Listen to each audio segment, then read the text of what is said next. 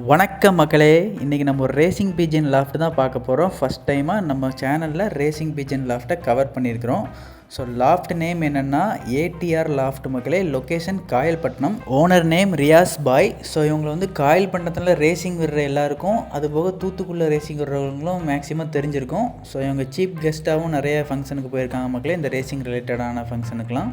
பொதுவாக யாரும் அவங்க ரேசிங் லாஃப்ட்டை வெளியாட்களுக்கு காமிக்க மாட்டாங்க. பட் அந்த பிரதர் நமக்கு எல்லாமே எக்ஸ்பிளைன் பண்ணி புறாவோட டீட்டெயில் எல்லாம் சொன்னாங்க. ஸோ அதுக்கு ஒரு ஸ்பெஷல் தேங்க்ஸு. அதே மாதிரி இவங்களை நமக்கு அறிமுகப்படுத்தி வச்ச நம்ம அகமத் ப்ரோ, அவங்களுக்கு ஒரு ஸ்பெஷல் தேங்க்ஸ் ப்ரோ. வாங்க வீடியோக்குள்ளே போகலாம். அவங்க லாஃப்ட் செட்டப்பே கொஞ்சம் டிஃப்ரெண்ட்டாக தான் இருந்துச்சு மக்களே. இது புறா போகிறதுக்கு. ஸோ இந்த இடத்துக்குள்ளோடி பூனை போகாது அப்படிங்கிற ஒரு டீட்டெயிலும் சொன்னாங்க. ஸோ பூனை போக கொஞ்சம் யோசிங்க அப்படின்னு சொன்னாங்க. பொதுவாக ரேஸுக்கு விட்ற ரோமர்ஸ்லாம் மேல் தனியாக ஃபீமேல் தனியாக தான் மக்களே வச்சுருப்பாங்க. பட் இவங்களும் அதே மாதிரி தான் வச்சுருந்தாங்க. பட் அதில் ஒரு சின்ன சேஞ்சஸ் என்னென்னா, இது விடோ சிஸ்டம்னு சொல்லியிருந்தாங்க. அப்படின்னா மேல் ஃபீமேல் தனித்தனியாக பிரிச்சுக்கலாம். பட் அது இப்போதைக்கு ஓப்பனில் வச்சுருக்காங்க பாருங்கள். ப்ரீடிங் எல்லாமே ஒன்று போல் தான் இருக்குது. ரேசிங் டைமில் மட்டும் இந்த இதை மூடி தனியாக செப்பரேட் பண்ணுவோம் அப்படின்னு சொல்லியிருந்தாங்க. ஸோ ரேசிங் டைமில் ஒருக்க நம்மளை விசிட் பண்ண சொல்லியிருக்காங்க. நம்ம டைம் வந்தால் கன்ஃபார்மாக விசிட் பண்ணி பார்க்கலாம் மக்களே. அப்போ லாஃப்ட் செட்டப் எப்படி இருக்குங்கிறத நான் காமிக்கிறேன். இப்போ தான் ரேசிங் முடிஞ்சிச்சு. இப்போ ப்ரீடிங் டைம் அப்படிங்கிறனால எல்லாத்தையும் ஒன்றா விட்டுருக்குறாங்க. ஸோ நமக்கு இருக்கிற ஸ்பேஸை வச்சு எவ்வளோ அழகாக பண்ணலாம் அப்படிங்கிறத அவங்க காமிச்சிருக்காங்க மக்களே. சின்ன ஸ்பேஸ்லேயே மூணையும் ஒரே கூட்டில் கொண்டு தனித்தனியாக செப்பரேட் பண்ணியிருக்காங்க. ஸோ அதில் ஒரு பியூர் ஒயிட் ரோமர் இருந்துச்சு. நம்ம போனோன்னா அதுதான் நம்ம கண்ணில் பட்டுச்சு மக்களே.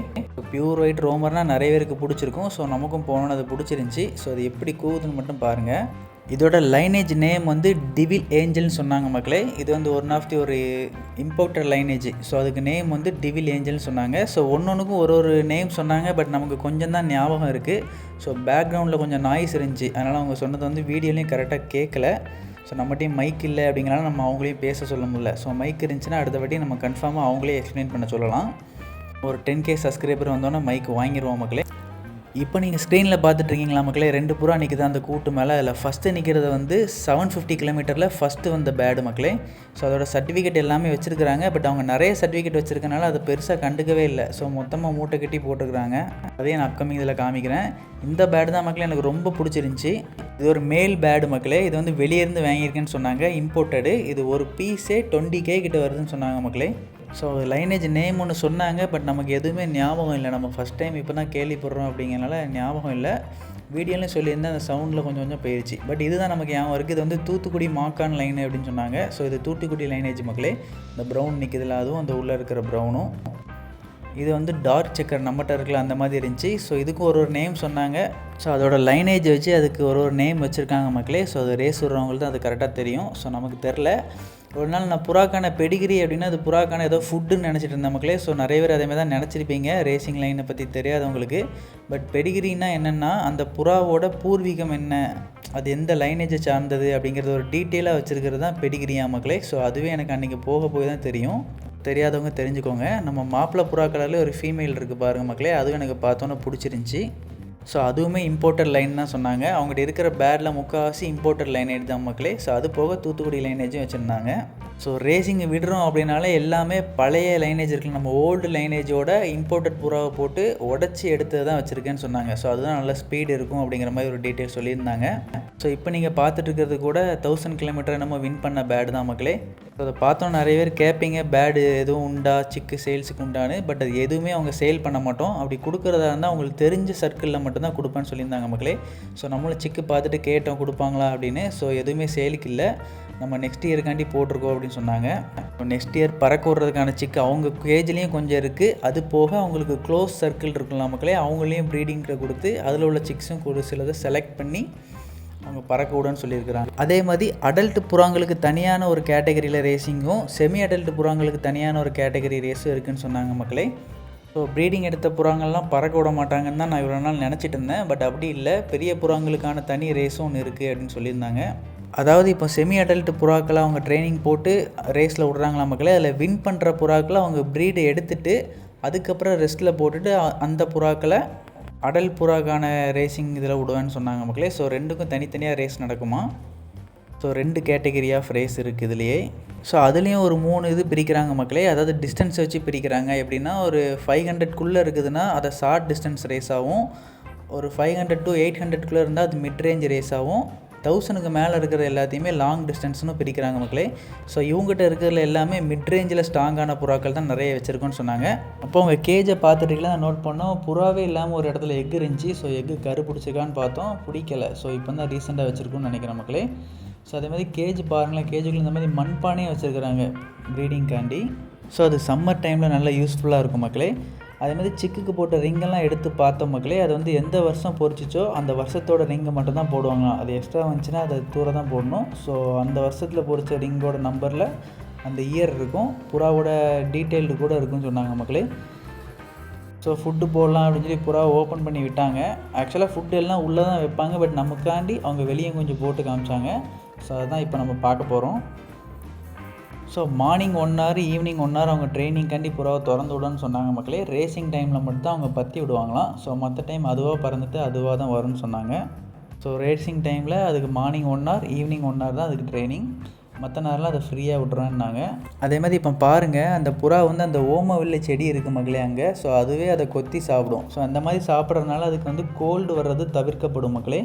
ஸோ உங்கள் வீட்டில் இந்த செடி வாங்கி வளங்க, புறா வளர்க்குறீங்க, கோழி வளர்க்குறீங்கன்னா அது ரொம்ப யூஸ்ஃபுல்லாக இருக்கும்.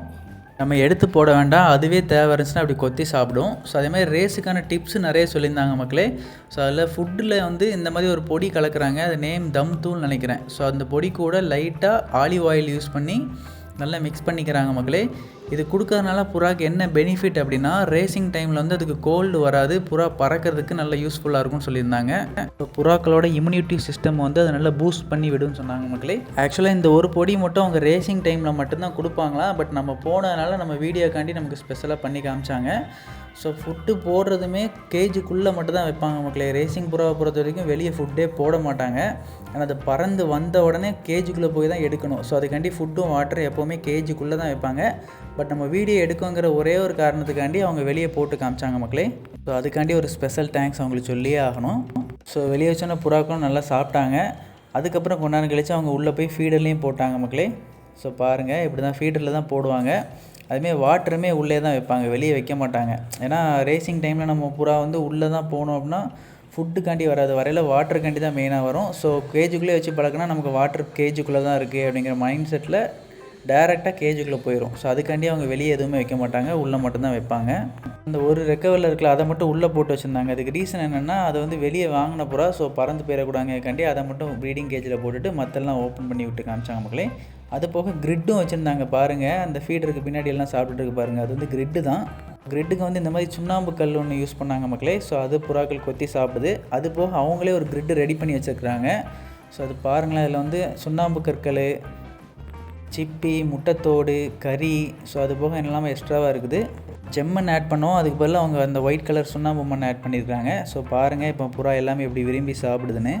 ஸோ கிரிட்டு கொடுக்குறது மூலமாக அதுக்கு கால்சியம் தேவையான அளவு கிடச்சிரும். அது போக அந்த டைஜஷன் சிஸ்டமும் நல்லா ஒர்க் ஆகும், புறாக்கு வந்து செரிமானத்தை நல்லா தூண்டும். ஸோ அதுக்காண்டி மேலே கிரிட்டு கொடுப்பாங்க, சிக்ஸும் நல்ல குவாலிட்டியாக வரும் மக்களே. ஸோ இவ்வளோ கிரிட்டு போட்டிருந்த போதிலும் அது செங்கல் வேணும், செம்மண் வேணுங்கிறதுக்காண்டி அவங்க வீட்டில் உள்ள செவுத்தையுமே கொத்தி வச்சுருந்துச்சு மக்களே. பாருங்கள் எப்படி கொத்திருக்காங்கன்னு. கிரிட்டு எப்படி மேக் பண்ணுறது நம்ம சேனலில் இருக்க போஸ்ட் பண்ணியிருக்கேன், ஸோ செக் பண்ணி பாருங்கள். நெக்ஸ்ட்டு இதான் மக்களே மெயினான ஐட்டம் சொன்னாங்க. இது என்னென்னா மல்டி விட்டமின். இந்த நேமை பாருங்கள், சிக் டானிக். இது வந்து இம்போர்ட்டட்னு சொன்னாங்க, பட் நம்ம தூத்துக்குடியிலையும் கிடைக்கும்னு சொல்லியிருக்காங்க. இது 1 லிட்டருக்கு 5 ml கலக்க சொல்லியிருக்காங்க மக்களே. ஸோ நம்ம போன டைம் நமக்காண்டி எல்லாமே கொடுத்து காமிச்சாங்க. பட்டு மல்டி விட்டமின்ங்கிறது வந்து ஒரு நாளைக்கு நம்ம ஒன்று தான் கொடுக்க முடியும். ஸோ நிறைய கலந்து வைக்க முடியாது. ஸோ நம்ம போன டைம் இது வச்சாங்க. அது போக அவங்க என்னெல்லாம் யூஸ் பண்ணுறாங்க அப்படிங்கிறது நமக்கு காமிச்சிருக்காங்க, நம்ம வீடியோவில் கவர் பண்ணியிருக்கிறோம். ஸோ ஒரு நாள் இது வச்சோன்னா இன்னொரு நாள் வேறு ஒன்று வைக்கணும். ஸோ வாரத்தில் 7 நாளில் ஒரு 4 நாளைக்கு நம்ம வேறு விட்டமின் வைக்கணும் மக்களே. ஒரு 2 நாள் இல்லாட்டி 3 நாள் மட்டும் அதுக்கு நார்மல் தண்ணி வச்சா போதும். இதெல்லாம் வச்சோன்னா புறாக்கள்லாம் நல்லா விரும்பி குடித்தாங்க மக்களே.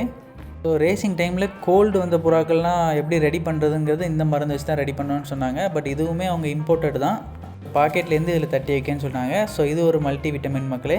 ஸோ நோட் பண்ணி வச்சுக்கோங்க, இதெல்லாம் உங்களுக்கு யூஸ் ஆகும். நம்ம நார்மல் புறாக்களுக்குமே கொடுக்கலாம், சத்து டானிக் தான். அதே மாதிரி ஆப்பிள் சைடர் வினீகர் இருக்குல்ல மக்களே, அது வந்து நம்ம புறாக்களுக்கு வச்சு அதுக்கு டைஜஷனுக்கு நல்லாயிருக்கும்.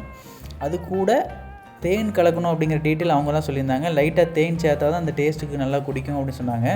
இதான் மக்களே, ரேசிங் பீஜனுக்கு வந்து ஒரு ஆப் வச்சுருக்காங்க, அந்த ரேஸ் விடுறவங்க என்னென்ன கிளப்பில் இருக்காங்க அப்படிங்கிறது. ஸோ அதை நமக்கு காமிச்சாங்க, அவங்களோட சர்டிஃபிகேட் எல்லாமே காமிச்சாங்க. இதெல்லாம் அவங்க பழைய சர்டிஃபிகேட் பாருங்கள், 2021 to 22. ஸோ நிறைய சர்டிஃபிகேட் வாங்கினால இதெல்லாம் அப்படி மொத்தமாக ஒரு குப்பை மாதிரி தான் போட்டு வச்சுருந்தாங்க. லேமினேஷன் பண்ண சர்டிஃபிகேட் மட்டும் தான் தப்பிச்சிச்சு, மற்ற எல்லாமே இந்த மாதிரி பிளாக்கிஷ் ஆகிடுச்சு மக்களே. கப்ஸுமே நிறைய வச்சுருந்தாங்க, பட் நம்ம கேட்டதுக்காண்டி அங்கே மேலே இருந்து ஒரு 4 கப் மட்டும் வச்சுருந்தாங்க. அது போக பின்னால் மூட்டையில் இருக்குது அப்படின்னாங்க. கில்லி மூவியில் வரலாம் மக்களே, அந்த மாதிரி தான். ஸோ நிறைய வின் பண்ணதுனால அவங்க அதை பெருசாக எடுத்துக்கல. பழைய சர்டிஃபிகேட்லாம் அப்படி சும்மாவே விட்டுருக்காங்க. ஸோ ரீசன்ட் சர்டிஃபிகேட் மட்டும் நம்ம வீட்டில் இருக்கும் அப்படின்னு சொன்னாங்க. ரேஸ்லேயே ஓப்பன் ரேஸ்னு ஒன்று உண்டா மக்களே, அது யாருனாலும் பார்ட்டிசிபேட் பண்ணிக்கலாம். அதில் எல்லா கிளப்பில் இருந்தும் நல்ல மெயினான ஆளுங்கள்லாம் பார்ட்டிசிபேட் பண்ணான்னு சொன்னாங்க. ஸோ அதில் பாருங்கள், நார்மலில் அவங்க 6th வந்த புறா அந்த ஓப்பன் ரேஸில் 18th வந்திருக்கு, சேம் பேடு. ஸோ இதுதான் ரேசிங்கில் உள்ள டேக் மக்களே. ஸோ பார்க்காதவங்க பார்த்துக்கோங்க. ஹெல்த் டிப்ஸ் போக புறாவை எப்படி பார்க்கணுங்கிற டிப்ஸும் நிறைய சொன்னாங்க. இதில் அந்த சீல் குத்திருக்காங்க பாருங்கள், ரேஸில் விட்டால் அந்த இதில் ஒரு சீல் அடிப்பாங்க. ஸோ அதுதான் அது. ஸோ புறாவோட ஐசைன் பற்றி கொஞ்சம் சொன்னாங்க. அதே மாதிரி விங்ஸ் பேட்டர்ன் பற்றி நிறைய சொன்னாங்க. பட் அதை நான் எக்ஸ்பிளைன் பண்ணுறதோட அவங்களே எக்ஸ்பிளைன் பண்ணால் நல்லாயிருக்கும். ஸோ அப்கமிங் டேஸில் அவங்க நான் கன்ஃபார்மாக எக்ஸ்பிளைன் பண்ணி சொல்கிறேன் மக்களே. அப்படி சொன்னாங்கன்னா கன்ஃபார்மாக அதை நான் அப்டேட் பண்ணுறேன்.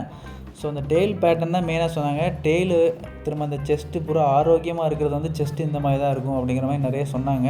அதெல்லாம் ஃபுல் டீட்டெயிலில் நம்ம அப்கமிங் இதில் கன்ஃபார்மாக பார்க்கலாம் மக்களே. நம்ம அப்கமிங் வீக்ஸில் வேற ஒரு லாஃப்ட்டும் விசிட் பண்ணலான்னு சொல்லியிருக்காங்க. ஸோ அதில் அவங்க முடிஞ்சால் அவங்கள நான் எக்ஸ்பிளைன் பண்ண சொல்கிறேன். நம்மகிட்ட மைக் இல்லைங்கிற ஒரே ரீசன்னால தான் நானும் அவங்ககிட்ட பெருசாக கேட்கல. ஸோ நார்மலாக அவங்க சொன்னதெல்லாம் நான் நோட் மட்டும் பண்ணி வச்சுருக்கேன் மக்களே. ஸோ பாருங்கள் இதோட ஐசைனை. விங்ஸ் வந்து இந்த மாதிரி நல்ல ஃப்ளெக்சிபிளாக இருக்கணுன்னாங்க. ஸோ விங்ஸை வச்சு தான் அது கேட்டகரி பிரிப்போங்கிறதையும் சொன்னாங்க மக்களே. புறாவோட சைஸு திரும்ப விங்ஸ் பேட்டர்னை வச்சு தான் அது லாங்காக ஷார்ட்டாக அப்படிங்கிறத நம்ம பார்ப்போம் அப்படின்னு சொன்னாங்க. அதே மாதிரி ரேஸில் விடுற புறா இருக்கலாம் மக்களே, அதுக்கு வந்து டெயில் வந்து சிங்கிள் டெயிலாக இருக்கணும் இந்த மாதிரி அப்படின்னு சொன்னாங்க. ஸோ இதை விட சிங்கிளாகவும் வரும்னாங்க. ஸோ அந்த மாதிரி புறாலாம் நல்லா பெர்ஃபார்மன்ஸ் பண்ணும் அப்படிங்கிற மாதிரி சொல்லியிருந்தாங்க. இந்த மாதிரி நிறைய டிப்ஸ் நமக்கு சொல்லியிருந்தாங்க மக்களே. ஸோ மேலும் இந்த மாதிரி டிப்ஸ்லாம் பார்க்குறதுக்கு நம்ம சேனலை சப்ஸ்கிரைப் பண்ணி வச்சுக்கோங்க. நமக்கு வாய்ப்பு கிடைச்சா இன்னும் நிறைய லாஃப்ட் கூட நம்ம விசிட் பண்ணி பார்க்கலாம். ரேசிங் விடுற வேறு யாராச்சும் நம்ம சேனலை பார்த்துருந்தீங்கன்னா கமெண்ட் பண்ணுங்கள். ஸோ பார்க்கலாம் எத்தனை பேர் பார்த்துருக்கீங்க அப்படிங்கிறத நானும் தெரிஞ்சுக்கிறேன். ஓகே மக்களே, தேங்க்யூ ஃபார் வாட்சிங், கீப் சப்போர்ட்டிங். வீடியோ எப்படி இருக்குது அப்படிங்கிறத மறக்காமல் கமெண்ட் பண்ணுங்கள். தேங்க்யூ மக்களே.